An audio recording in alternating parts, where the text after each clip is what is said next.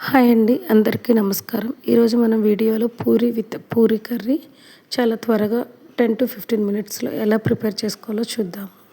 First అయితే curry కోసం onion, carrot, ఆలు అలాగే పచ్చిమిర్చి నీట్గా పీల్ ఆఫ్ చేసుకొని వాష్ చేసుకొని పీసెస్గా కట్ చేసి పెట్టుకోవాలి. ఫస్ట్ అయితే స్టవ్ ఆన్ చేసుకొని ఒక బౌల్ పెట్టుకొని అందులో 3 టేబుల్ స్పూన్స్ ఆఫ్ ఆయిల్ వేసుకొని ఆయిల్ హీట్ అయ్యాక తాలింపు గింజలు, పచ్చిమిర్చి అలాగే ఆనియన్స్ వేసుకొని నెక్స్ట్ కొంచెం కరివేపాకు కూడా వేసుకొని ఒకసారి బాగా కలుపుకొని 1 or 2 మినిట్స్ ఆయిల్లో మగ్గనివ్వాలి. ఇవి లైట్గా కొంచెం ఫ్రై అయ్యాక మనం కట్ చేసి పెట్టుకున్న క్యారెట్ అండ్ నెక్స్ట్ ఆలు కూడా వేసుకొని ఒకసారి కలుపుకొని మూత పెట్టుకోవాలి. ఈ వెజిటేబుల్స్ అన్నీ 2-3 మినిట్స్ మధ్య మధ్యలో కలుపుకుంటూ బాగా ఆయిల్లో మగ్గనివ్వాలి. అందులో పసుపు, మన టేస్ట్కి తగ్గట్టు సాల్ట్, అలాగే 1/2 టేబుల్ స్పూన్ కారం చాలా లైట్గానే వేస్తున్నాను. ఆల్రెడీ పచ్చిమిర్చి వేసాము, ఆ స్పైస్ ఉంటుంది కాబట్టి లైట్గా కారం యాడ్ చేశాను. ఇవన్నీ ఆయిల్లో 2-3 మినిట్స్ మగ్గనిస్తూ మధ్య మధ్యలో కలుపుకుంటూ మగ్గనివ్వాలి.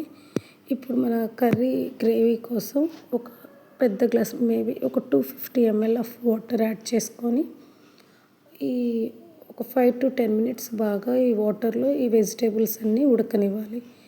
ఈ కర్రీ ఉడికేలోపు మనం పూరి ప్రిపేర్ చేసుకుందాం. దానికోసం బాండి పెట్టుకొని డీప్ ఫ్రైకి సరిపడా ఆయిల్ వేసుకున్నాను. నేను ఆల్రెడీ చపాతీ పిండిని కలిపి పెట్టి ముద్దలుగా చేసి పెట్టుకున్నానండి. వెజిటేబుల్ కట్ చేసే ముందే చపాతీ పిండి కలిపి పెట్టేసి మన పూరికి కావలసినంత సైజు ముద్దలు చేశాను.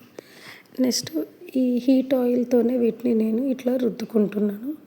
పూరికి ఎక్కువ పెద్ద సైజు రావాల్సిన అవసరం లేదు.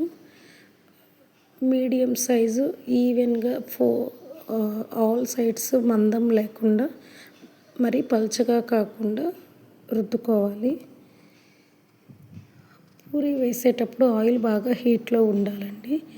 ఇట్లా ఆయిల్ని పైన ఇట్లా అనుకుంటూ చేయటం వల్ల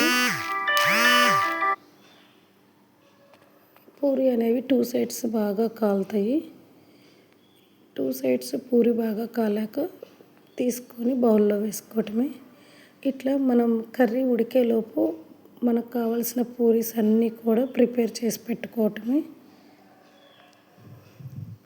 పూరి బాగా పొంగాలంటే ఆయిల్ బాగా హీట్లో ఉండాలండి, అదొకటి అబ్జర్వ్ చేయండి.